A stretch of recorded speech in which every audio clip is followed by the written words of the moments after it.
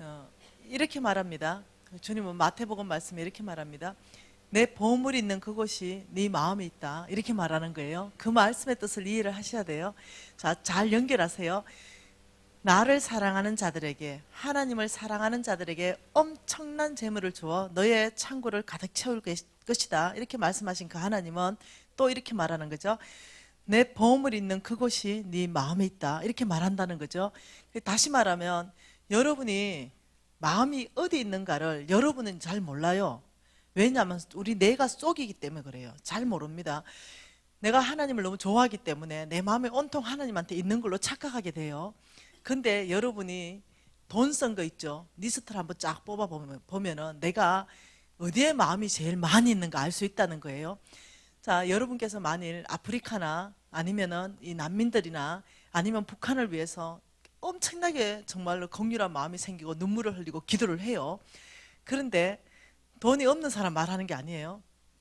근데 거기에는 보니까 돈 쓴 흔적이 없고, 예, 내 모피 코트 사는 데는 한 2천만 원 썼다. 이러면 여러분 진짜 사랑하는 거는요, 쫓지 말아야 돼요. 아프리카가 아니에요. 여러분 정말 사랑하는 건 모피 코트예요. 이게 하나님의 계산법입니다. 그래서 하나님께서요, 이렇게 말하는 거죠.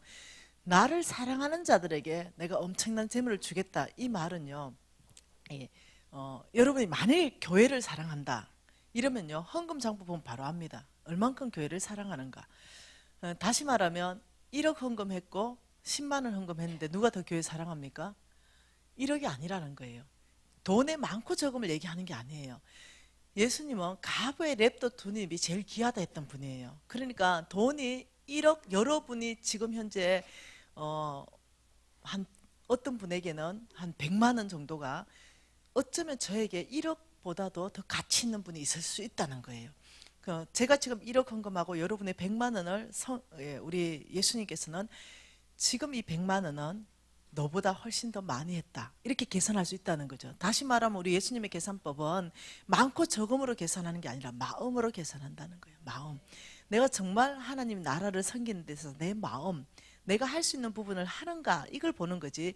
내가 할 수 있는 부분을 안 해버리고 내가 오히려 다른 걸 훨씬 더 나의 유익을 위해 써버리는 거죠. 머피코트 사입는다든가 이러면서도 우리 뇌는 우리를 속입니다. 예, 너는 교회를 사랑해. 너는 하나님을 사랑해. 여기에 쏙지 마셔야 됩니다. 정말 사랑한다면요, 재물이 갑니다. 여러분 아십니까? 자식을 위해서 돈을 쓸 때 안 아깝습니까? 남편을 위해서 쓸 때 안 아깝습니까? 아니요, 50살 이상만 대답해봐요.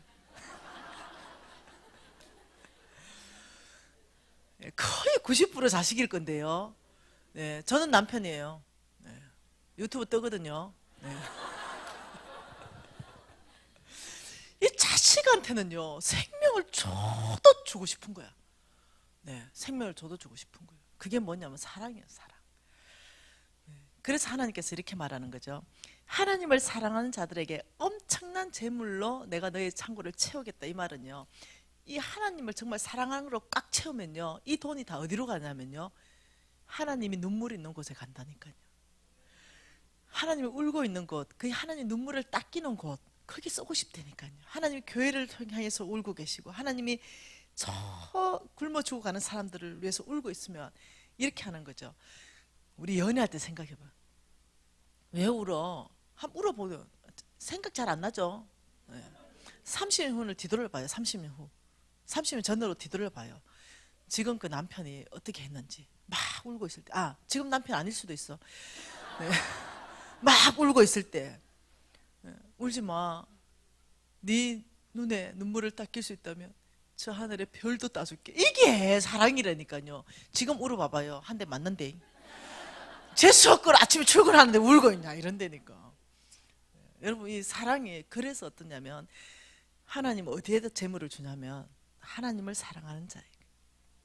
저는 지금 말할 수 있는 게 이거예요. 나 아버지 지금 당장이라도 심장 가져가십시오. 제가 하나님을 사랑하는 거에 내 목숨을 바치는데 0.1초도 투자하지 않습니다. 저는 정말 바뀌었어요. 예, 그리고 하나님 저한테 재물을 많이 주셨잖아요. 근데 돈 쓰는 거 보면요, 90%를 하나님 사랑을 그것에 다 주고 있는 거예요. 하나님 나한테 줄 수밖에 없는 거예요. 여러분 그렇게 만드세요. 하나님이 여러분에게 줄 수밖에 없는 사람으로 만드세요. 그것은 오직 하나님을 사랑하는 사람. 그러면 그 사람한테 돈을 줄 수밖에 없어. 왜? 그 사람한테 돈 맡겨놓으면은 돈 쓰는 게 뻔하거든. 돈 쓰는 게 뻔하거든. 어디 쓰냐면은 허랑방탕하게 안 쓰거든. 나의 사치를 위해서 안 쓰거든. 어떻게 하면 하나님 나라 확장할까? 어떻게 하면 하나님 사람 더 구원할까? 여기에 돈 쓰거든. 그래서 하나님께서 말씀하시는 것이 네가 정말 네 중심에 나를 사랑한다면 내가 너한테 해줄 수 있는 거는 엄청난 재물인 걸 알아야 된다. 쉽죠? 하나님께서 이렇게 말합니다. 너희들이 믿음으로 살 때 네 가지가 일어난다 이렇게 말했잖아요. 하나님을 경험하게 된다.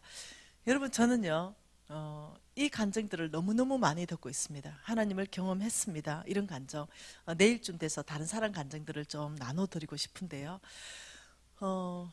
요번에 미국 가서도 그런 간증들을 많이 듣고 왔는데 내일 한번 나눠드려 볼게요. 여러분 하나님을 사랑하는 것, 뭐가 하나님을 사랑하는 것일까? 한번 정의를 내려보자는 거죠. 여러분 사랑한다, 이 사랑에는요 아버지를 배신합니다. 아버지의 나라도요 빼앗아서 남편의 손에 쥐어주는 게 사랑이에요. 뭔 말 이해됩니까? 사랑한다 이 말은요 그 사람 얘기를 듣는다는 거예요. 이게 사랑입니다. 이게 다시 말하면 하나님의 말씀 이것을 그대로 듣고 하나님이 하라는 걸 하는 거예요. 이게 사랑입니다. 그래서 정말 내가 하나님을 사랑하는가 보면요 하나님 말씀에 내가 정말 순종하는가, 이게 사랑이에요. 하나님 말에 내가 거역하고 불순종한다 이러면요 하나님을 더 사랑하셔야 됩니다. 그래서 어떻게 지금 하나님 말씀하시냐면 이렇게 말씀하신다는 거죠. 어저께 잠깐 봤습니다. 성부가 있다. 이것은 하나님이 만들어가는 거룩한 부자다. 하나님이 재물을 주신다. 누가 준다고요? 하나님이 재물을 주셔서 자 돈이 많은 사람이 성부가 아니라 그랬습니다. 세상과 다른 방법으로 돈을 벌고 세상과 다른 방법으로 돈을 쓰는 사람, 세상과 구별된 사람이라 그랬습니다. 결과적으로 이 사람 재물이 많아진다 그랬습니다. 주께서 축복하심으로 말미암아서 자 속부가 있다 그랬습니다. 이 속부는 누가 재물을 주냐면은 세상이 재물을 줍니다. 세상. 그리고 성빈이 있다 그랬습니다. 하나님을 위해서 스스로 가난하기로 결정한 사람이 있다 그랬습니다. 속빈이 있다 그랬습니다. 세상에 속해 있고 가난한 사람들이 있다. 이렇게 네 가지 스타일의 사람들이 있다 그랬습니다. 그래서 어저께 우리가 보았던 것은 삼각형 그림 중에 하나님은 온 땅을 창조하셨습니다. 그리고 온 땅 안에 믿지 않는 사람들에게 하나님의 나라를 세우기 위해서 하나님은 이 사람들 안에 누구를 부르냐면 하나님의 사람, 다시 말하면 하나님 나라를 위하여 스스로 가난하게 결정한 성빈들, 예수님이죠. 사도 바울입니다. 예수님의 12제자예요. 엘리사와 엘리야입니다. 자, 이 성빈들 한번 보십시오. 자, 보십시다. 예를 들어 봅시다. 여러분 엘리사는 엘리야의 후계자입니다. 이 성빈들의 스타일을 한번 보세요. 이 사람들은 하나님을 위해서요 모든 것을 내려놓은 사람들입니다. 여러분 이 성빈들 중에는요 굉장히 학력이 좋은 사람, 세상에 나와서 사업을 하면 굉장히 잘할 사람, 이런 사람들 무지 많습니다. 근데 하나님이 부르셔요.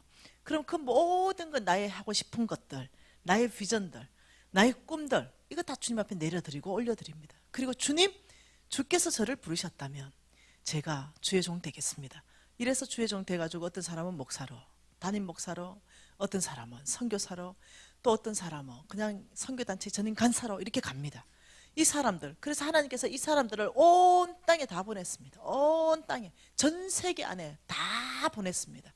이렇게 보내놓고 자, 이 사람들을 어떻게 부르는가 보세요. 하나님이 엘리야에게 말했습니다. 너는 이제 너의 후계자 다음 성빈을 불러라. 엘리야는 철저히 하나님의 음성에 순종했던 사람이죠. 엘리사를 불러라 그랬습니다. 그 엘리사를 부르러 가보니까 엘리사가 소를 12겨리를 가지고 밭을 가던 사람이에요.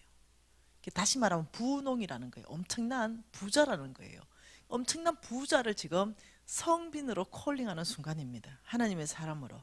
이 사람들에게는요 먹을 거 입을 거 마실 거 사역비 걱정하지 마라 내가 줄게 해서 이 사람들은 돈 안 벌어요. 이 사람들은 돈을 쓰는 사람입니다. 우리보다 더 많이 쓰는 사람들입니다. 그러면서 이 성빈 엘리사가 성빈 엘리야가 성부한테 갔어요. 엘리사, 너 하나님 부르신다. 이럴 때 이 엘리사가 이렇게 말합니다. 알았습니다 하고 그걸 잡아버렸어요. 소를 자기가 밭 갈던 소를 잡고, 그 소가 멍에가 있을 거 아니에요. 밭을 갔던 멍에를 다 보셨습니다. 그걸로 불로 뗐죠. 그리고 소를 삶았습니다. 그리고 동네 다 나눠줬어요. 그리고는 따라가겠습니다 이랬습니다. 여러분, 이 행동이 뭐냐면 이거죠. 하나님이 부르신 자리, 그 성빈의 자리, 하나님의 사람으로 산다는 것, 녹록지 않다는 거 알죠? 외롭고 모함받고 시기 질투받고, 그리고 또 철저하게 굶주림이 있을 때도 있고, 정말 이런 고독하고 아무도 안 알아주고 홀로 가는 길입니다. 그때 아이고 집에 12마리 소도 있고 밭도 있고 있는데 힘들어서 안 되겠다, 보따리 싸가지고 다시 농사지로 가야 되겠다, 이럴 수 있잖아요. 안 돌아오겠다는 거예요. 소를 잡았다는 거예요. 다시 하나님이 부르신 이 성빈의 자리를 떠나서 다시 내가 세상으로 나와서 사업하지 않겠다는 거예요. 농사짓지 않겠다는 거죠. 그 결단이라는 거죠. 목숨을 건 결단을 하고 간다는 거예요. 이해되십니까? 그 따라갔습니다. 그래 길갈에 도착했죠. 그래서 엘리야는 선교사 훈련학교를 운영했습니다. 길갈에 도착해서 자 섬기고는 이렇게 말했습니다. 네 여기 있어라. 스승님 어디 가려고요? 이렇게. 나는 베델로 좀 가야 된다. 절대로 저를 두고 못 갑니다. 저는 스승님 따라갈 수 없습니다.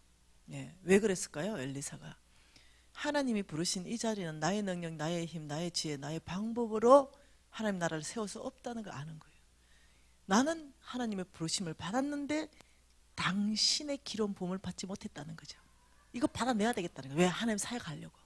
여러분, 하나님의 성빈들, 지금 여기 앞으로 될 성빈들이 있고 이미 된 성빈들요, 내 방법 한계에 부딪힙니다. 내 지혜 한계에 부딪힙니다.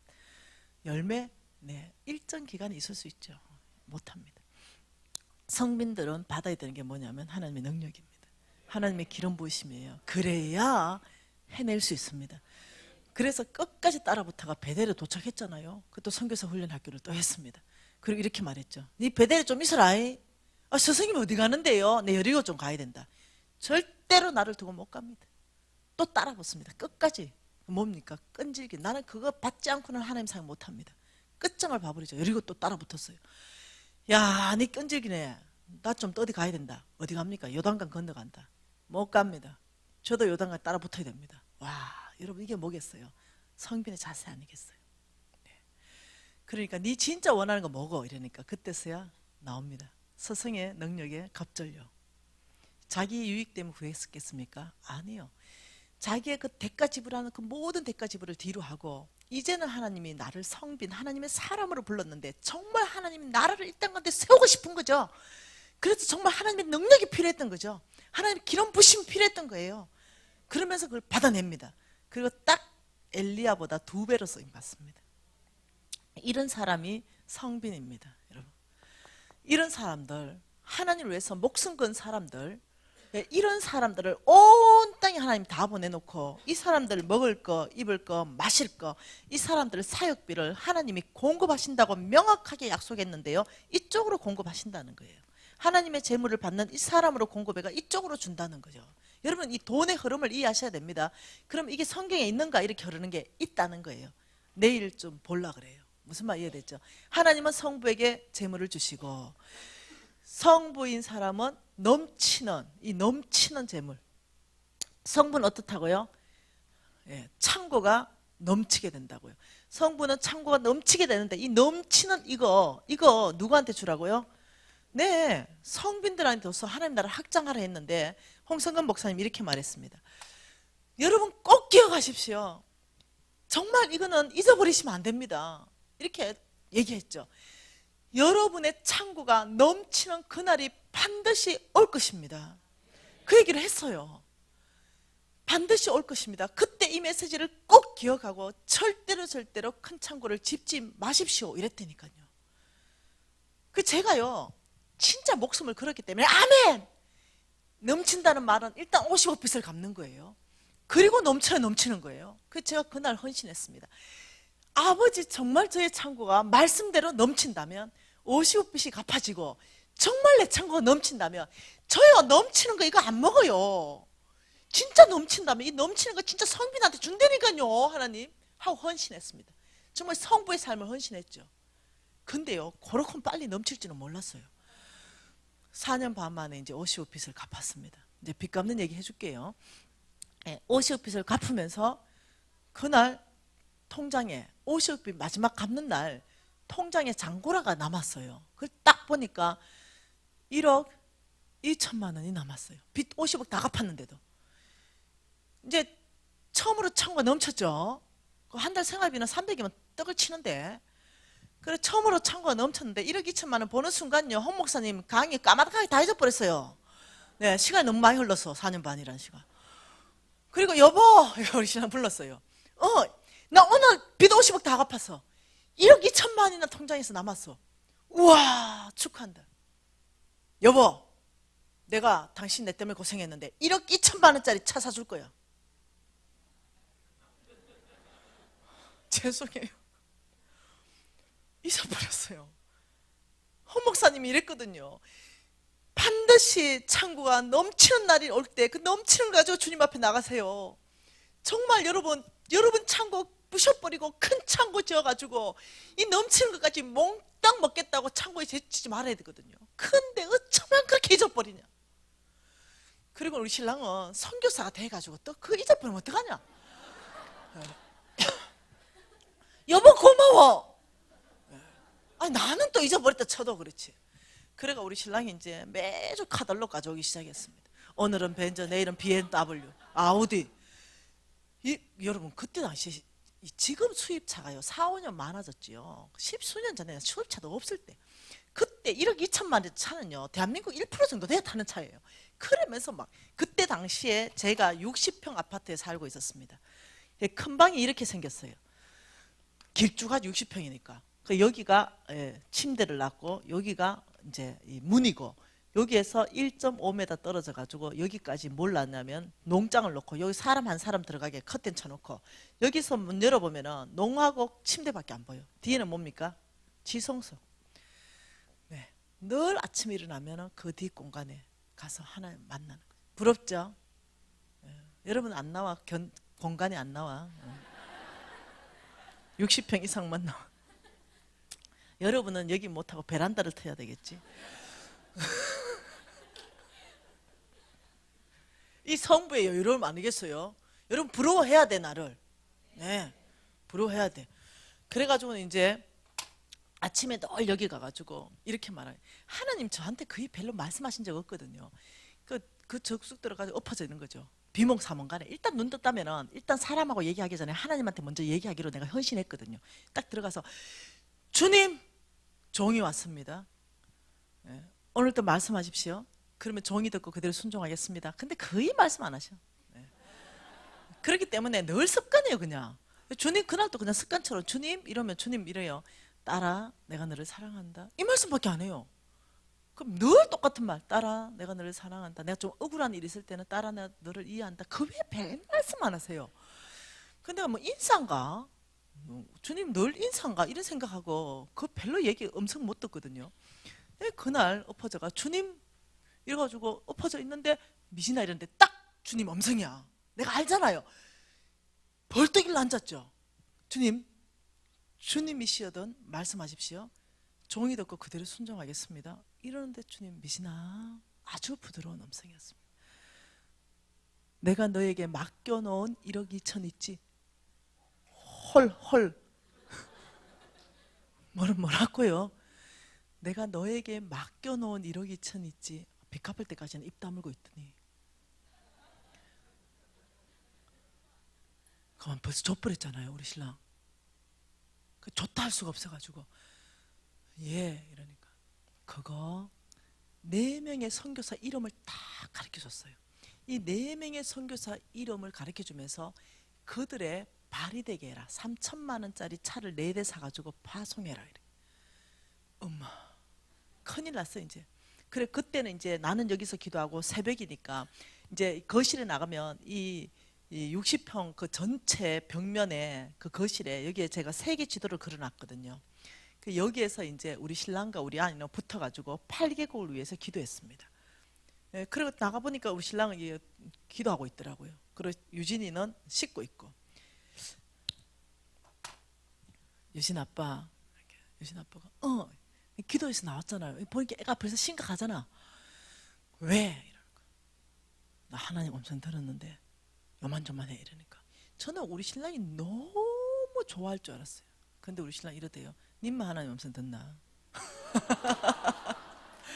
야, 뭔 선교사 이래요. 예. 미진아, 이 중요한 걸 님만 듣냐? 야, 이렇게 중요한 건 가족 전체가 들어야지. 우리가 예배 드리면서 이게 진짜 하나님 음성인지 검증해야지. 선교사 돈 앞에 타락하는 거 잠깐이야. 그러자고 이렇게 됐죠. 그래가 이제 유진 아빠가 유진아 빨리 나온나. 그래가지고 유진 나왔어요. 유진아, 우리는 항상 중요한 거 3명이 결정하거든요. 네 33.3%의 오늘 의결권을 가지고 있는 거 알지? 이렇게. 엄마 말씀 잘 들으라. 그리고 엄마가 지금 말씀하는데 우리가 예배 드리면서 엄마 말씀이 진짜 주님의 음성인지 구분해야 된다. 니 정신 바짝 차려야 된다. 이제. 어머니 말씀해 주세요. 근데 요만저만하게 들었다 얘기했죠. 그때 얘가 초등학교 아마 고학년인가 이렇게 됐을 것 같아요. 중학교 1학년 아니면 초등학교 고학년 요 정도 됐을 것 같아요. 예. 근데 이 아이가 내 말을 쫙 들으니까 유진 엄마가 오늘 하나님한테 이런 음성을 들었지. 이래 나누니까 얘가 갑자기 엄마 예배 안 드려도 돼요. 어머니가 말씀 나눌 때 위로부터 나는 기쁨의 영이 임했어요. 기쁨의 영. 내 영이 기뻐요. 이렇게 기쁠 수가 있습니까? 나는 기쁨의 영이 있어요. 와, 이 내 영이 이렇게 기쁩니까, 어머니? 그거 하나의 음성이에요. 뭐 예배 꼭 들어야 하나의 음성 압니까? 아빠는 어때요?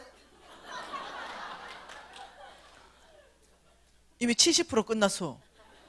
네. 아빠는 이렇게 말했어요. 나 한번 보고 유진아 아빠도 그랬지. 처음부터 기뻤지.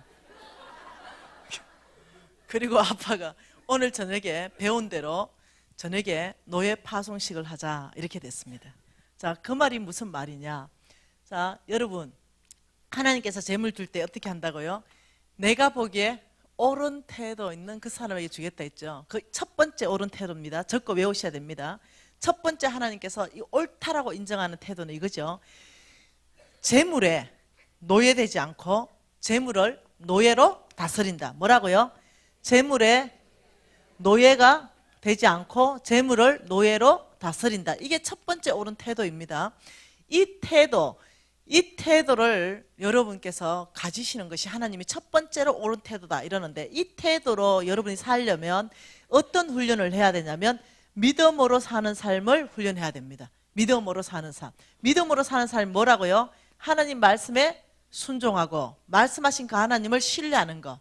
이게 믿음으로 사는 삶 아니겠습니까? 자, 이런 거예요. 그러니 하나님 말씀했어요. 네, 뭐라고? 너 그 1억 2천만 원 가지고 4명의 선교사한테 차를 사서 파송해라. 이렇게 말씀하신 거죠. 그럼 내가 결정하는 것은 네, 순종하기로 결정하면 되는 거죠. 이건 내 의지의 결단입니다. 나는 이해할 수 없어요. 왜 하나님이 그런 걸 부탁하는지 모르겠지만 하나님 음성 들었다는 거죠. 그래서 우리 저녁에 이제 유진 아빠가 노예 파송식을 하자 이러면서 여러분 노예라는 건 뭡니까? 예, 돈 주고 내가 사가 왔는데 그 노예의 모든 수고 산으로 들러 논으로 바다로 어촌으로 다 보내가지고 수고의 모든 수확은 다 내 거죠. 주인 거잖아요. 똑같습니다. 내 대신에 일 시키는 거죠. 내가 할 수 없는 그것을 돈을 시켜서 일하는 나라 확장시키는 거죠. 나는 아프리카에 맑은 물을 공급할 수 없지만 나의 노예 3천만 원만 파송해 놓으면은 우물이 돼서 계속 물을 길러내죠. 네, 이게 내 대신에 일을 하는 거예요. 그러니 내 대신에 지금 선교사에 발휘돼 가지고 온 땅을 다니면서 일하는 거죠. 이게 돈을 명령해서 노예로 부린다. 지금 이걸 이제 홍성근 목사님한테 배웠다는 거죠. 저녁에 모였습니다. 그리고 봉투를 4개를 만들었죠. 1번, 그때 하나님이 말씀하신 땅이요, 아프리카였습니다. 그리고 나라는 탄자니아였습니다. 탄자니아. 그리고 선교사의 이름은 실명입니다. 내가 최고 좋아하는 선교사 인시안 선교사입니다. 그리고 여기에 3천만 원을 제가 집어넣었죠.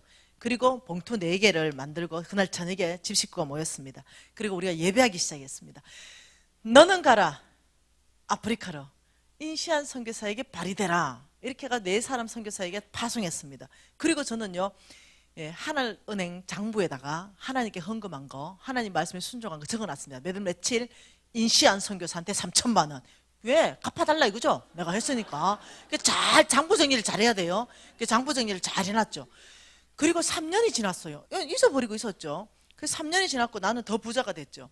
그런 상태에서 이 인시안 선교사님이 우리 부부를 탄자니아 베이스로 초청했습니다.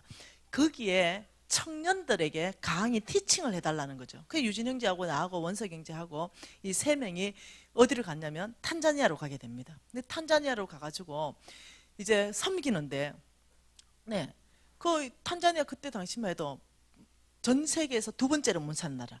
그러니까 비포장으로 해가지고 산 비틀 올라가가지고 보니까 베이스가 산 중턱에 있는 거죠. 딱 들어가니까 안 봐도 탁 보이는 게 뭐냐면은 3년 전에 파송한 그 녀석이 저기 멀리 있는 거야. 그래서 내가 혹시 선교사님께 미진 간사님이 파송한 그는 맞습니다 이러는 거야. 근데 딱 보는 순간 내 안에 긍휼한 마음이 생겼어요. 그때 온도가요 영상 50도 그때 온도였습니다. 저는요 진짜 숨이요 턱까지 턱턱 막혔습니다. 근데 제가 얼마나 수고를 3년간 했는 게 보니까요 이미 아마 애가 지쳐가 눈탱이 밤탱이 돼 있어요. 라이터 다 깨지고요 그 비포장 도로에서 궁뎅이 반바 다 떨어져 부었고 이런 상태에서 애가 만신창이가 돼서 있는 거예요. 그러면서 딱 내가 가까이 가보니까 뒤에는 옥수수 가루 20kg짜리가 또 실려 있어요. 그러니까 얘가 그 50도 되는 데를요 돌아다니면서 오만 일을 다 한 거야. 그 굶어 죽어가 있는 사람 다 배달해가 먹여 살려놓고 말라리아로 자빠져 있는 애들 다 실어가지고 고쳐놓고 이런 일을 3년간 쉬지 않고 했는 거죠. 그리고 지금도 하고 있는 거죠.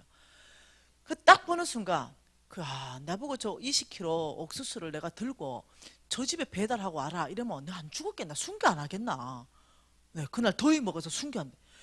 이걸 3년간 매일 했단 말인가 생각하니까 갑자기 눈물이 울컥하는 거죠. 너무 고마워서 내가 할 수 없는 그걸 얘가 나는 3천만 원밖에 들인 게 없는데 이 아이는 너무 큰 일을 했구나 이런 생각 그냥 드는 거죠. 이야, 네 내보다 낫다는 생각이 드는 거죠. 그래서 내가 칭찬해 주려고 네 내보다 낫다. 이래가 내가 가가지고 이제 칭찬해주고 이러려고 하는데 여러분 이거요. 저의 모든 감정은요 정인이 있어요. 요거 정인이 없대. 천국 가서 물어봐요. 근데 뭐 이렇게 하는데 여러분 놀라운 게 나타났어요. 링 있죠. 홀라프링 같은 게 내 머리 위에 나타났어요. 이게 내가 보이는 거예요. 그 제가 영적인 사람이 아니거든요 별로 그렇게. 근데 링이 보이는 거예요. 뭐지? 영적인 사람이네. 하나님 나보고 영적인 사람이네 지금. 너 영적인 사람이다. 영적인 사람은 말씀에 순종하는 사람이 영적인 사람이다. 너보 정정하랍니다 지금. 네. 이 훌라프 링이 이렇게 떴는데 이 링이 가만히 보니까 바람이에요. 그래서 이게 바람이지? 내 눈에만 보이는 거죠. 조금 지나니까 이 바람이 나선형으로 바뀌더만요. 그리고 내 몸통에 들어와요 이 바람이. 그 들어갔다가 나갔다 하는 거죠. 근데 여러분 혹시 이게 성령일까? 하나님의 임재일까? 이런 생각을 하는데 다른 사람들은 뭐 성령 받고 하나님의 임재 받고 불 받을 때 떼굴떼굴 구불고 뭐 감정이 업되고 이러는데 나는 그런 게 하나도 없어. 그냥 나는 나야. 뜨거운 것도 없고 찬 것도 없고 기분이 좋은 것도 없고 기분 나쁜 것도 없고 그냥 나야. 그러니까 너무 이상하잖아요. 다른 사람 체험하고 너무 달라. 뭐지? 그냥 완전한 나. 요만큼도 변함없는 그냥 나. 근데 눈에만 그게 보이는 거죠. 그리고 내가 너무 덥기도 하고 그래 이제 집에 들어가려고 손을 거두고 들어가려는데 손이 안 떨어져. 안 움직여져. 이상한데? 하고 발을 떼려니까 발이 붙었어. 발이 안 움직여져. 몸을 흔들어도 안 움직여져. 근데 정신은 말짱한 나야. 제가 너무 그게 이상하잖아요. 무슨 성령의 경험이 이런 것도 있나? 이러고 있는데 입으로 뭘 뗄라 해도 말도 안 나오고 이런 상황이 1, 2분이 지속되는 거예요. 그 땡볕에서 말할 수 없는. 근데 가만히 가만히 있는데 그 바람 있죠. 그 바람 안에서 내가 하나님의 음성을 듣잖아요. 그래서 이렇게 말하는 거죠. 그 바람 안에서 나온 음성이에요. 미신아, 네가 파송한 이 노예의 모든 수고는 그날에 내가 너의 상급으로 기록했다. 그 연이어서 나온 그 목소리가 너와 함께 수고한 인시한 선교사의 상급으로 기록했다. 여러분, 저는 깜짝 놀랐어요. 저는 제 상급이 3천만 원인 줄 알았어요. 내가 하나님 나라에 헌금한 거 이게 상급인 줄 알았어요. 근데 이 3천만 원이 수고한 건요 3억이 넘거든요. 얘가 수고한 거는 영혼 구원한 거 생각해 보세요. 그런데 내 재물로 말미암아서 얘가 수고해서 거둔 모든 영혼의 소득들을 하나님의 계산 보면 그날에 내가 너의 상급으로 다 지급하겠다. 여러분, 제가 이렇게 하나님이 배가로 계산할 줄 몰랐어요. 상상도 못했거든요. 그래가지고 제가요 한국 와가지고 한 놈을 더 파송했잖아요. 그리고 헌 목사님한테 쫓아갔습니다. 목사님, 제가 이렇게 하나님 음성 들었는데 성경적 근거가 있습니까? 내가 고신 사대잖아요. 헌 목사님이 성경적 근거를 쫙 얘기하는 거예요. 하나님의 음성이라고, 정확한 하나님의 음성이에요. 하나님 계산법이라고. 그리고 제가요 그때 알은 거죠. 하나님이 저한테 은혜 베푸신 거예요. 뭐? 여러분, 분명히 여러분 이 큰 창고 이 지을 만한 상황이 옵니다. 여러분의 창고가 넘치는 그 순간이 생각보다 빨리 올 텐데 제발 큰 창고 짓지 마세요. 넘치는 거 가지고 하나님 나라 확장하는데 쓰시기 위해서 하나님이 여러분은 축복하는 겁니다 했는데 잊어버리더라고요. 여러분, 저는요 모든 게 실수야. 모든 게. 주님이 나를 쓰는 건요 천적인 은혜라니까요. 근데 오늘 나 같은 사람 또 있대. 한번 볼래요? 누가복음. 여러분 인생 가운데 이 일이 있을까요, 없을까요?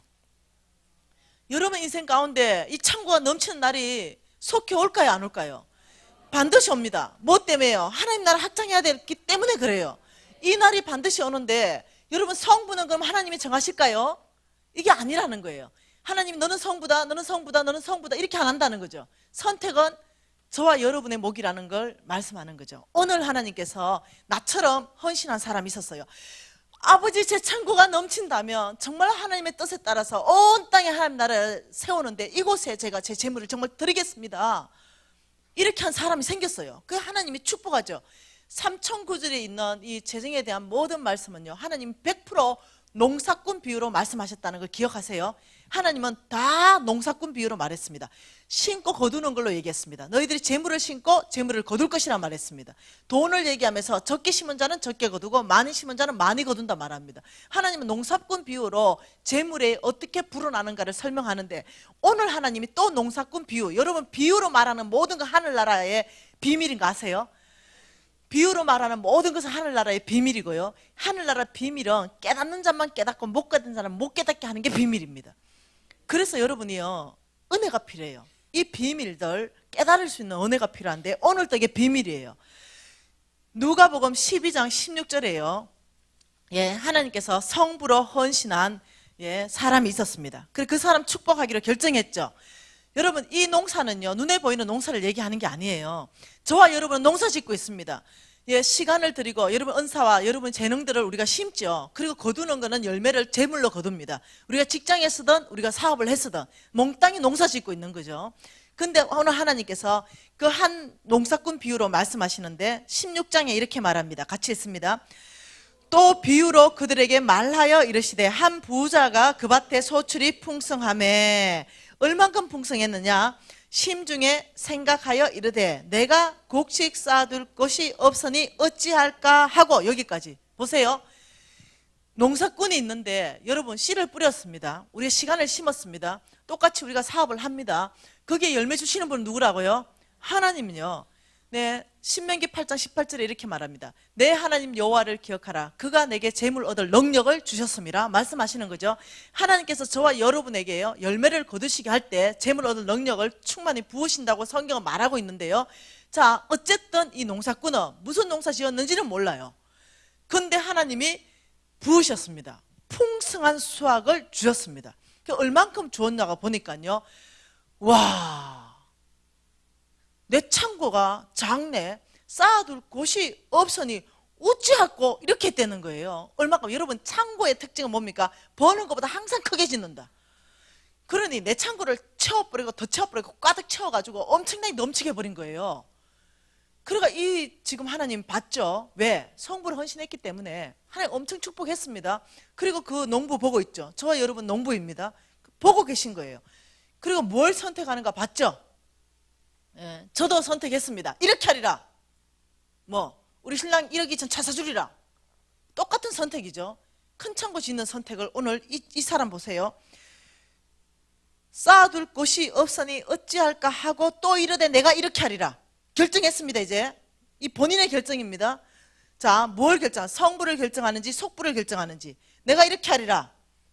내 곳간을 헐고 더 크게 짓고 내 모든 곡식과 물건을 거기에 쌓아두리라.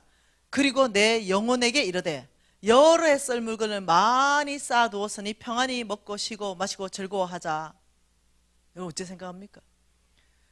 자, 이 지금 축복이 어디서부터 왔는데 하나님이 부어주시고 정말로 이 넘치는 창고를 가득 채우게 해가지고 정말 이 하나님의 나라에 이 사람들한테 보내서 하나님 나라 확장하고 싶었는데 딱 부어주고 하나님 기다려 보시는 거죠.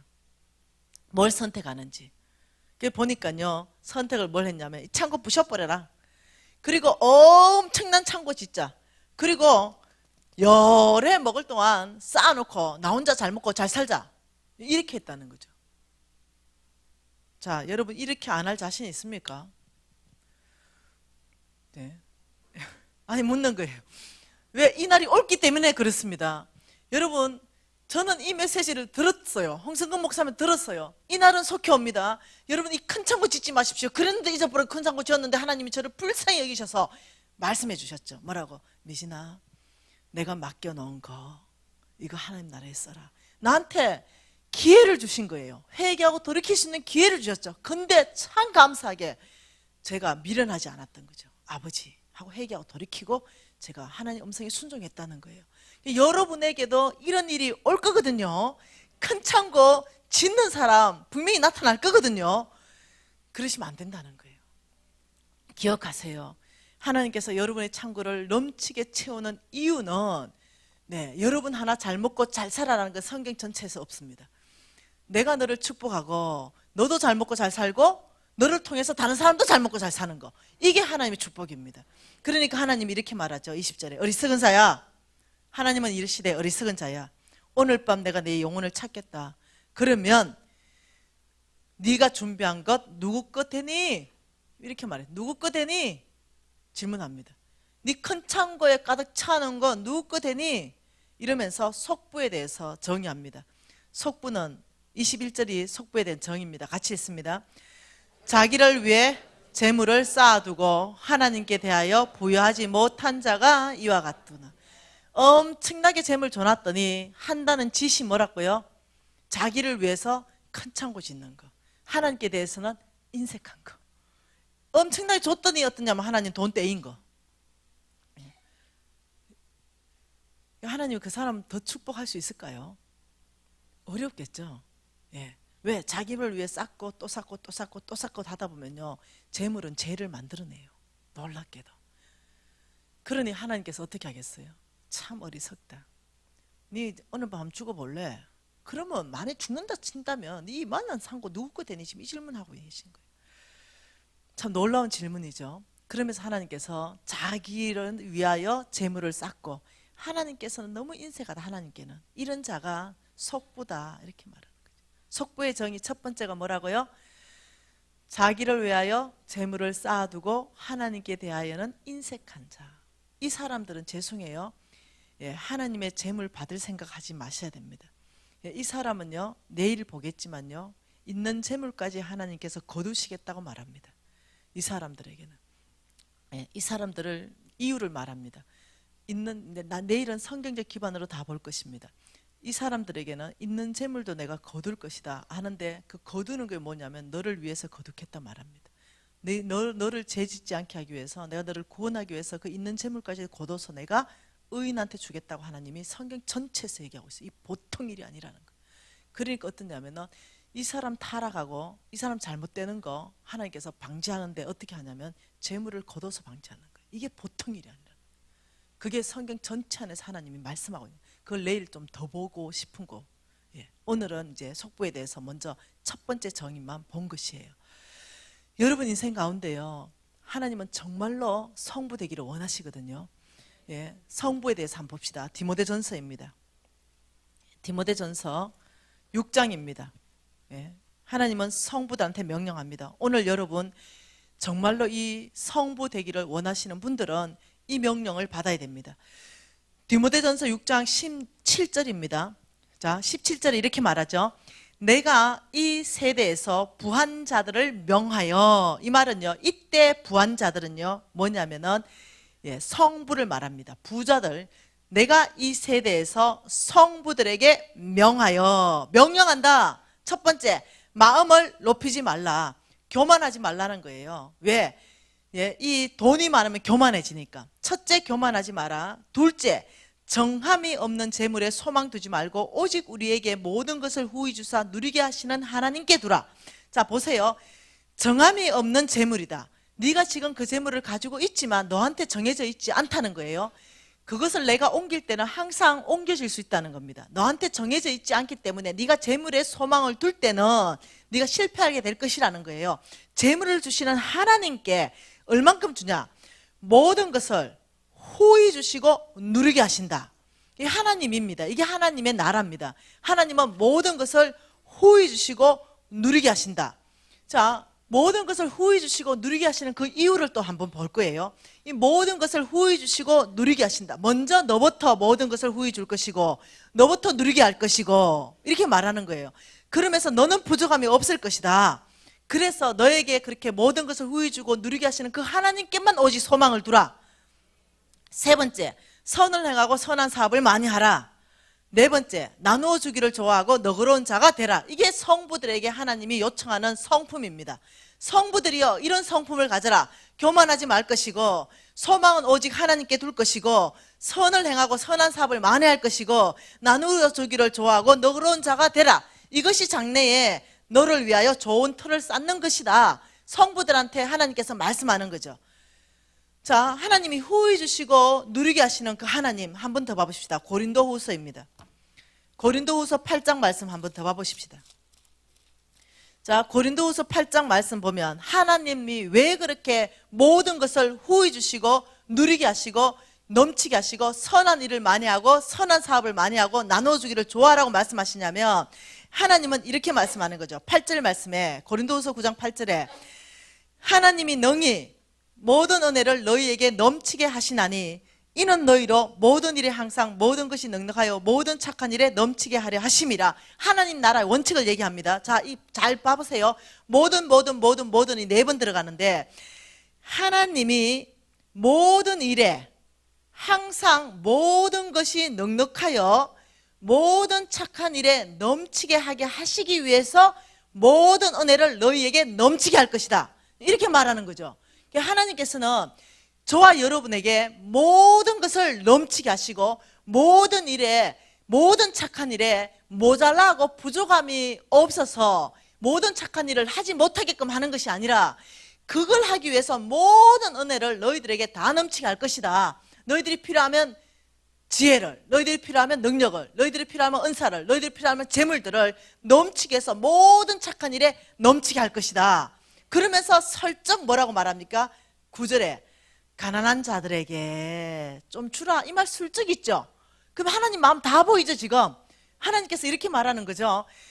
너희들이 착한 일에 선한 일에 너희들이 해라. 너그러운 자가 되라. 이러면서 내가 너희들에게 이렇게 모든 것을 넉넉하게 주어서 너희들 모든 일에 모든 착한 일에 넘치게 하기 위해서 너희들에게 모든 은혜를 내가 너희들에게 부어줄 것인데 이러면서 자기 마음을 살짝 보여주는 게 뭡니까? 가난한 자들한테 너희들이 주는 것은 이렇게 말씀하시는 거예요.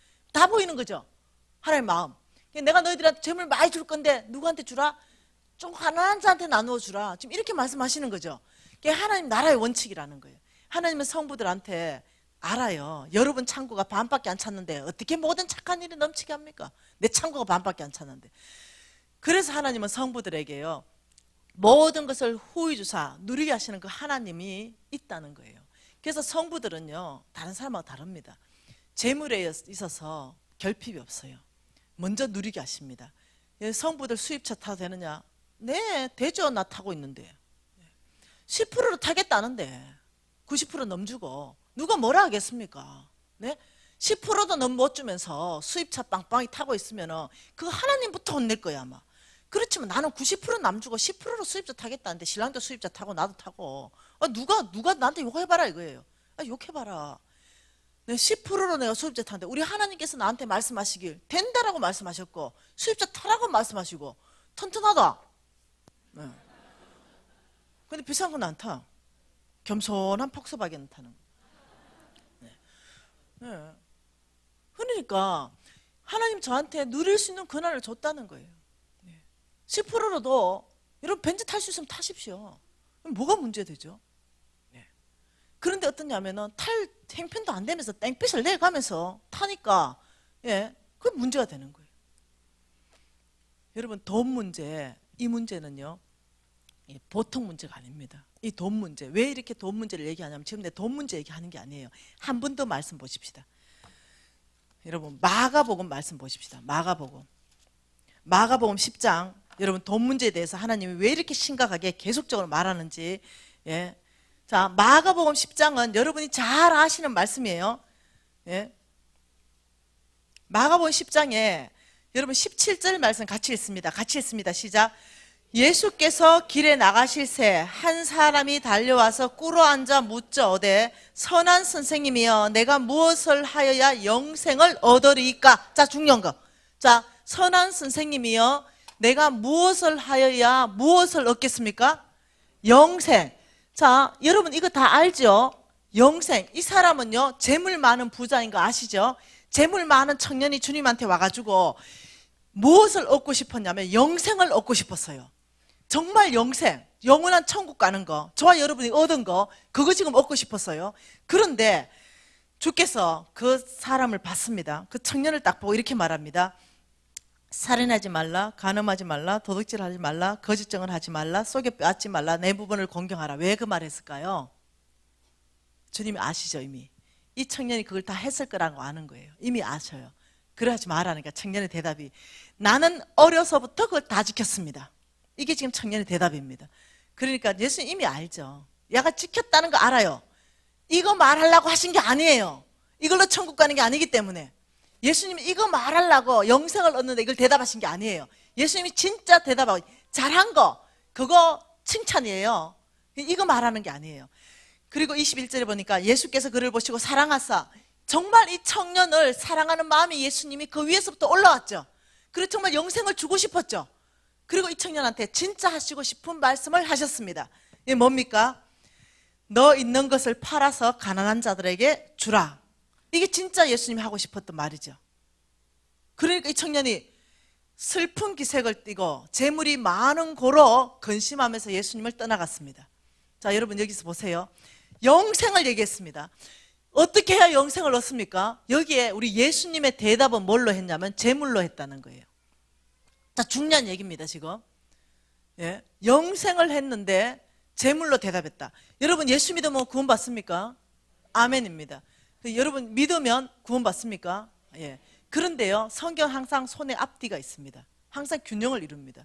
그 믿음은 그러면 행위로 보이랍니다. 네 그 믿음을 그럼 보여라. 너의 믿음을. 무슨 말 이해됩니까? 그러니까 여러분이 행위만 강조해서도 안 되고 행위가 없는 믿음만 강조해서도 안 된다는 거예요. 정말 믿음이 있다면 말씀대로 순종하는 삶의 모습이 드러난다는 거예요. 뭔 말 이해돼요? 그 하나님께서 지금 예수님이 지금 중요한 얘기합니다. 너 정말 영생을 얻고 싶냐? 왜 그 말을 했냐면요, 여러분 내일 공부할 겁니다. 이 청년의 그 중심을 꿰뚫어 보니까요, 이 청년의 주인이 예수님이 아닌 거예요. 이 청년의 중심이 뭐냐면 만몬인 거예요. 재물이라는 거예요. 만몬신, 재물 뒤에서 움직이는 영적 세력 만몬이 이 청년의 진짜 주인인 거죠. 로마서 6장 16절에 이렇게 말하죠. 너희들이 누구의 말에 순종하면 그 순종하는 자의 종이 되는지 알지 못하느냐 말했습니다. 다시 지금 두 주인이 얘기했습니다. 두 주인, 이 청년에게 두 주인이 있죠. 예수님이라는 주인, 이 청년은 예수님이 자기 주인인 줄 알았죠. 너 있는 재물을 팔아서 가난한 자한테 주라고 지금 말했습니다. 자, 주인의 말을 듣는 것이 그 사람의 종입니다. 근데 이 안에 진짜 주인, 이 속에, 그 가슴 속에 있는 진짜 주인 맘몬은 뭐라고 말했냐면 절대 안 돼. 이게 어떻게 번 돈인데 가난한 사람한테 줘. 저 말 못 따라. 그리고 누구의 말을 따릅니까? 맘몬요. 진짜 주인의 말씀을 따라서 설품기색하고 예수님을 주인으로 못 모시고 가버려요. 여러분 기억할 필요가 있습니다. 우리가 누구의 종인가 알려면요, 누구의 말에 순종하는가, 그 순종하는 자의 종인 줄 알아야 되는 거예요. 이 청년 갔어요. 중요합니다. 자, 그러니까 우리 예수님이 이렇게 말합니다. 딱 가는 걸 보면서 진짜 주인이 드러났죠. 이 청년 쏟고 있었습니다. 자기 진짜 주인이 예수님인 줄 알았어요. 진짜 자기는 영생을 갖고 싶었어요. 그런데 진짜 주인은 못 갖게 하는 거예요. 돈을 더 가치 있는 걸로 여기죠. 그러면서 이렇게 말하죠. 예수님이 23절에 예수께서 둘러보시고 제자들에게 이르시되 재물 있는 자는 하나님의 나라에 들어가는 것이 심히 어렵다. 엄마, 부자는 하늘나라에 심히 어려운데 얼만큼 어렵다? 낙타가 바늘기로 나가는 것이 훨씬 쉽다. 어찌 생각합니까? 이때 이 부자는요, 성부를 말하는 게 아니에요. 이때 이 부자는 뭐냐면 속부를 말하는 겁니다. 이 속부는, 세상에 속해 있는 부자는 천국 가기가 얼마나 어려운지 낙타가 바늘기 들어가는 것보다 어렵다. 여러분 못 간다는 거야. 그거 간다고 생각하지 마세요. 예? 왜 못 가는지는 내일 더 얘기해 줄게요. 무슨 말 이해됩니까? 주인이 하나님이 아니기 때문에 그래요. 굉장히 어렵다는 거예요. 그러면서 이렇게 말하죠.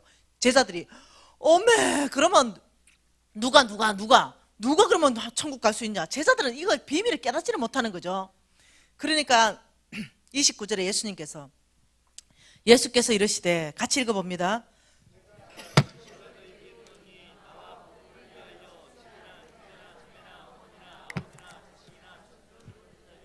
네, 29절에 예수께서 진실로 이르되 나를 위하여 너희에게 이른다.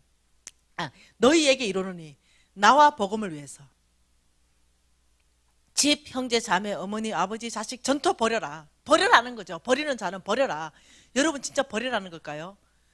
그거는 뭐냐면요, 진짜 네 주인이 네 안에 누구냐를 말하는 거예요. 어머니냐, 아버지냐, 집이냐, 전토냐, 하나님을 따라가는 것보다 더 소중하게 여기고 붙잡고 있는 것이 뭐냐, 이 말입니다.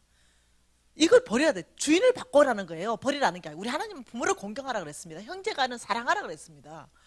이게 버리라는 게 아니에요. 너가 진짜로 그 심장 안에 있는 거, 그거 예수님보다 더 사랑하는 거, 그 전토냐, 그게 부모냐, 그 자식이냐, 합당하지 않다. 정말 사랑하는 거, 그걸 네가 버려야 된다는 거예요. 주인을 바꿔야 된다는 거죠. 아브라함을 마지막 축복할 때요, 이삭이냐 하나님이냐 테스트 하셨습니다. 무슨 말 이해됩니까? 그러니까 하나님 이삭 죽이려고 한 게 아니에요. 정말 네가 누구를 더 사랑하느냐 테스팅입니다. 그러니까 하나님께서는 네가 정말로 네가 부여잡고 있는 거, 끝까지 네가 믿음으로 살아내지 못하고 그 가지고 있는 거, 그거 네가 내려놓으면, 그러면 나는 약속할게. 30절에 현세에 있어서 네가 살아있을 때 말입니다. 네가 정말 살아있을 때 네 그 소중한 거 나를 위해서 내려놓느냐, 그리고 하나님만 나를 복음을 위해서 네가 살기로 결정하느냐, 그렇다면 현세에 있어서 네가 내려놓은 거, 부여잡았던 거, 그거 명예를 나를 위해서 내려놓고 권력을 내려놨냐, 재물을 내려놨냐, 그렇다면 재물을, 명예를 더 어떻게 현세에 있어서 집과 형제와 자매와 어머니와 자식과 전토를 100배를 받대. 하나님께서 어떠냐면 네가 나를 위해서 내려놓은 것 가운데 내가 축복해서 더 놀랍게 네가 내려놓은 것 가운데 더 놀라운 건의를 발휘해야 될 것이고, 더 놀랍게 너는 성장하게 될 것이고, 더 놀라운 재물이 불어나게 될 것이다. 지금 이 말하는 거예요. 여러분이 주를 위해서 버리면 주님은 그걸 다시 붙잡아서 여러분한테 되돌려줄 때는요 100배로 돌려준다. 지금 이 말입니다. 이해됩니까? 그리고 핍박도 겸해서 받을 것이다. 여러분 예수 믿고요, 예수 잘 믿으면요 핍박이 집안 안에 있습니다. 그런 줄 아셔요. 뭔 말 이해되죠? 그거 핍박 안 받는다 생각하지 마세요. 그냥 받는다 생각하세요. 저도 받으니까. 사람들 핍박해요. 내 메시지를 듣지도 않고 핍박합니다. 뭐라더라? 기복신앙이라든가. 네.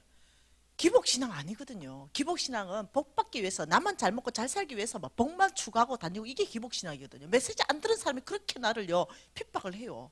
내 눈도 깜짝 안 한다. 왜? 주님이 핍박 받는다 했으니까 받는 게 영광이지 뭐. 네. 자, 여기서 여러분이 중요하게 생각해야 되는 게 뭐냐면, 영생을 얻고 싶었는데 재물로 대답하셨잖아요. 한 개 더 봐보십시다. 누가복음 3장 보십시다. 너무 중요한 말씀이죠. 누가복음 3장은요. 자, 여러분 이 3장 말씀에 이렇게 말합니다. 자, 2절에 이렇게 말하죠. 하나님의 말씀이 빈들에서 사가랴의 아들 요한에게 임한지라. 자, 중요합니다. 자, 요한에게 임한 게 뭡니까? 자, 대답 좀 해보소. 요한에게 임한 게 뭡니까? 누구의 말씀? 자, 요한에게 임한 게 하나님의 말씀이에요. 지금 그 요한 입에서 지금 외칠 메시지는 누구의 메시지입니까? 여러분, 회개해라, 천국이 가까워왔느니라. 이거 요한의 메시지, 이거 누구 메시지입니까? 하나님의 말씀이에요. 요한에게 임한 것은 하나님의 말씀인데, 그 임한 말씀이 뭐냐면 7절입니다. 독사의 자식들아, 누가 너희를 일러 장차올 진노를 피하라고 하더냐. 지금 저와 여러분에게 하는 겁니다. 지금 이 말이요. 이게 하나님 말씀이 요한에게 임했어요. 그러면서 바로 하나님이 말씀하시길, 이 독사의 자식들아, 누가 너희에게 장차올 진노를 피하라고 하더냐. 그러므로 회개에 합당한 열매를 맺어라. 지금 이 말이거든요. 자, 여러분 잘 보세요. 성경을. 지금 이 말입니다. 독사의 자식들아, 너희들이 장차올 진노를 피하려면 회개에 합당한 열매를 맺어라. 지금 이 말이에요. 장차올 진노가 뭡니까? 영생의 반대, 지옥요. 이게 장차올 진노입니다. 네, 장차올 진노는요, 영생과 반대되는 거, 영벌입니다. 네, 영원한 지옥이에요. 이 지옥이 있다는 거죠. 앞으로 장차 온다는 거죠. 저와 여러분은요, 장차 옵니다. 앞으로 40년 안에 결정이 나버려요. 앞으로 40년 안에 지옥 갈지 천국 갈지 우리의 삶의 형태에서 결정이 나버린다니까요. 지금 40년 앞에 장차올 진노입니다. 이 장차올 진노를 너희들이 피하려면 회개에 합당한 열매를 맺어야 된다. 지금 이 메시지라는 거예요. 자, 지금 무엇을 외치는 겁니까? 너희들이 정말 영생을 갈망하느냐, 장차올 진노를 피하고 싶느냐, 회개에 합당한 열매를 맺어라. 똑같은 메시지인데요. 그러니까 세례 요한이 지금 여기 있어요. 여기에. 그 세례 요한 주변에요, 세 그룹이 왔습니다. 세 그룹. 첫 번째 그룹은요, 무리입니다. 두 번째 그룹은요, 세리입니다. 세 번째 그룹은 군인입니다. 이 무리들이요, 이 무리는 불특정인 다수라는 거예요. 이런 무리입니다. 이런 무리들이 이 메시지를 들었습니다. 독사의 자식들아, 이 들었죠? 깜짝 놀랐죠? 아니, 회개에 합당한 열매를 못 맞으면 장차올 진노를 맞이하는구먼. 그러면 회개를 해야 되겠구먼. 회개에 합당한 열매가 뭐지? 어떻게 해야 장차올 진노를 피하지? 이러면서 10절에 무리가 물어 이러되, 그러면 우리가 무엇을 하리이까? 무리들이 왔죠. 이 메시지에 반응했습니다. 세례 요한이시여, 장차올 진노를 피하려면 우리가 어떻게 회개에 합당한 열매를 맺어야 되겠습니까? 우리가 무엇 해야 됩니까? 이 질문이라는 거예요. 근데 그 대답이 뭡니까? 같이 읽습니다. 옷 2벌 있는 자는 옷 없는 자에게 나누어 줄 것이요, 먹을 것 있는 자는 그렇게 할 것이라. 여러분, 뭘로 대답하고 있습니까? 재물로 대답하고 있다는 걸 간과하시면 안 됩니다. 지금 영생을 얘기하면서 재물로 대답하고 계신다는 거예요. 그리고 세리들, 12절에 세리들도 세례를 받고자 하여, 선생님이요, 그러면 우리는 무엇을 하리이까? 세리들이 왔죠. 그러니까 뭐라고 말합니까? 부가된 것 외에는 받지 말아라. 예, 이거 뭡니까? 부정직하지 말아라. 부가된 것 외에 받지 말아라. 재물로 대답하고 있죠. 속부의 두 번째 정의가 뭔지 압니까? 세상에 속한 부자. 두 번째 정의가 뭐냐면 부정직한 방법으로 재물을 모으는 자입니다. 이게 두 번째 정의입니다. 다시 말하면 속부 되지 말라는 거예요. 부정직한 사람 되지 말아라. 너가 정직하게 살아라. 지금 이 말합니다. 재물로 대답하고 있죠. 군인이 왔습니다. 군인들도 물어 이르되 우리는 무엇을 해야 됩니까? 말하니까 뭐랍니까? 사람들에게 강탈하지 말고 거짓으로 고발하지 말고 받은 급료를 족한 줄 알아라. 몽땅 뭐로 대답한다는 거예요? 여러분 이게 지금 무슨 뜻을 의미하는지 압니까? 재물은 죽고 사는 문제라는 걸 얘기하는 거예요. 여러분 이게 그냥 돈 벌어서 부자 된다, 돈 벌어서 돈 벌어서 내가 성부 된다, 이런 차원의 이상을 얘기하는 거예요. 여러분 내일은요, 어떻게 하면 그러면 우리가 정말 회개에 합당한 열매를 맺고 정말로 하나님의 백성이 될 수 있을 것인가? 어떻게 우리가 회개에 합당한 열매를 맺고 성부로서 하나님 나라를 확장할 것인가? 여기에 대해서 집중적으로 공부하려고 그래요. 여러분 돈 문제는 돈이 아니라니까요. 여러분 죽고 사는 문제라니까요. 돈 문제는 지금 천국 가고 안 가고 문제라니까요. 일반 문제가 아니라니까요. 그래서 설렁설렁하게 이 집회를 참석할 이런 문제가 아니라니까요. 이 보통 문제가 아니거든요. 군인들 중에요, 이방인들 중에 가장 성령 세례를 먼저 받은 사람, 첫 번째도 받은 사람은 고넬료입니다. 그 고넬료를 왜 성령 세례 받았는지 성경에서 뭐라고 얘기합니까? 너의 구제가 하나님께 상달되었다, 이렇게 말합니다. 뭔 말 이해돼요? 여러분이요, 지금 이 세미나를 통해서 지금 저 강사가 돈 얘기를 하고 있구나 라고 생각한다면요, 여러분 이해력이 보통 딸리는 게 아니야. 지금 돈 문제를 얘기하는 게 아니고요, 영생을 얘기한다는 걸 이해를 하셔야 됩니다. 예, 믿음 문제를 얘기한다는 걸 이해하셔야 돼요. 정말 여러분, 제가 이런 날이 있었죠. 아버지, 예수님 오신다 그러는데 왜 이렇게 안 와요? 2000년 동안 안 왔는데 앞으로 2000년도 안 올 거예요? 이게 중학교 때 질문이었어요. 근데 주님이 이렇게 말했죠. 미진아, 곧 온단다. 너의 인생 안에서 온단다. 너는 길어도 100년이다. 너의 삶 100년 안에서 너는 영생 영벌이 정해진단다. 제가 그때 알았어요. 그때 예수님 안 오신 게 아니라 예수님 언제 오실지는 모르지만 우리의 삶은 100년 안에서 끝나버리는 거예요. 우리의 100년 안에서 영생으로 가든지 영벌로 가든지 이게 끝나버리는 거예요. 2000년 생각도 하지 마세요. 앞으로 3, 40년 안에서 끝나버리는 거예요. 어떻게 살까? 예수 주여 주여 하는 자마다 다 천국 오는 게 아니라 그랬습니다. 여러분 착각하시면 안 돼요. 지금 내가 천국 백성이라고 착각하지 마세요. 나는 정말 천국 백성으로 합당한 회개의 열매를 맺고 사는가? 이것이 도대체 뭔가? 궁금하십니까? 내일 나와야 되겠죠? 기도하십시다.